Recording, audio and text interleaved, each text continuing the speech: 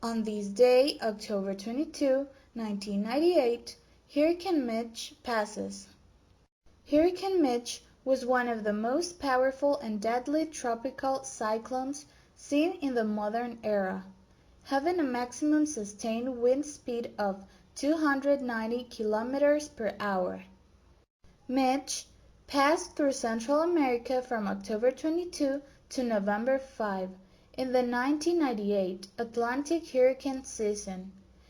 It also caused billions of dollars in material losses. Mitch formed in the western Caribbean Sea on October 22, and after going through extremely favorable conditions, quickly reached Category 5, the highest possible level on the Saffir-Simpson hurricane scale. After moving southwestward, while weakening, the hurricane struck Honduras as a minor hurricane. It moved through Central America until it reached the Bay of Campeche, to eventually hit Florida as a tropical storm. Due to its slow movement between October 29 and November 3, Mitch left historic amounts of rainfall in Honduras and Nicaragua, with unofficial reports of up to 1,900 millimeters.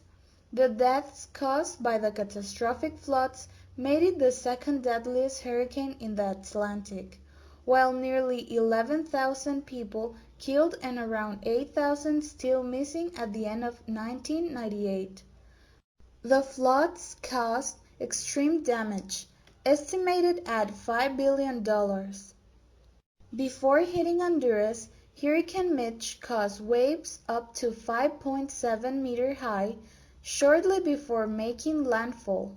The storm decreased in intensity but continued to cause heavy rainfall and a 3.7 meters high swell. As the storm moved over the country, it discharged up to 910 millimeters of rain in Choluteca, where more than 460 millimeters fell in a single day. The storm in Choluteca was the equivalent of the average rainfall of 212 days. The Choluteca River reached at this point up to 6 times its normal width. The widespread flooding was partially caused by the practice of burning in Honduras agriculture, as forest and soil could not absorb moisture. In addition to this, an estimated of 1,900 millimeters of rain is estimated in the mountainous regions. The rain accumulated in the rivers caused extensive flooding throughout the country. The highest depth recorded was 12.5 meters on the Ulúa River near Chinda, while the maximum width was 359 meters on the Leán River near Arizona. The rain also caused landslides across the country's mountainous region.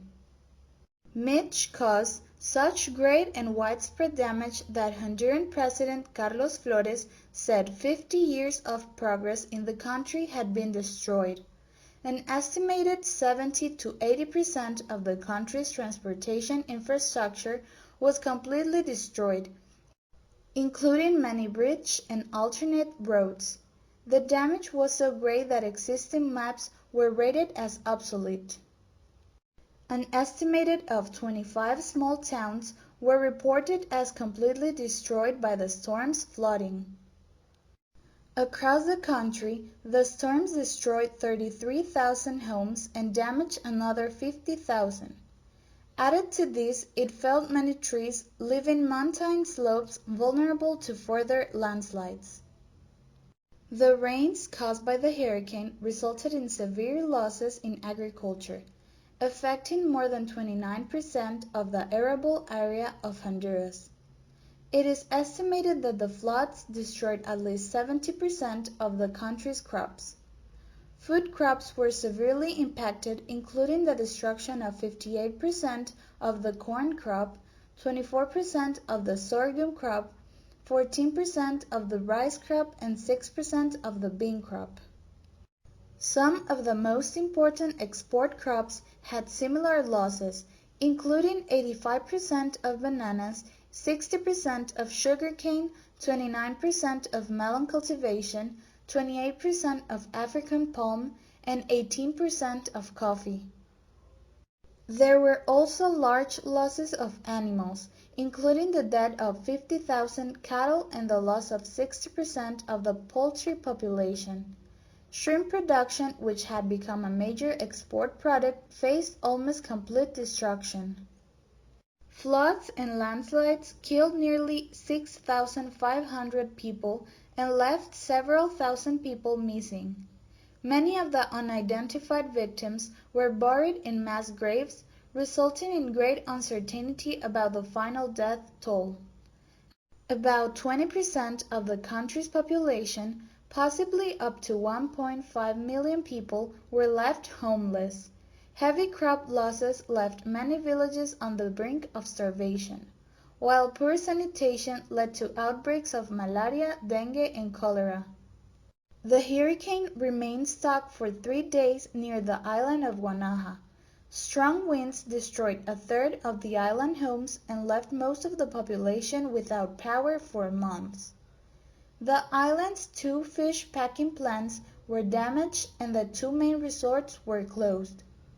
Guanaja is a small island that has traditionally had an independent lifestyle. The island received very little help from the government. However, international aid arrived in such quantity that mainlanders came to the island in search of supplies. This was a day in the history of Honduras.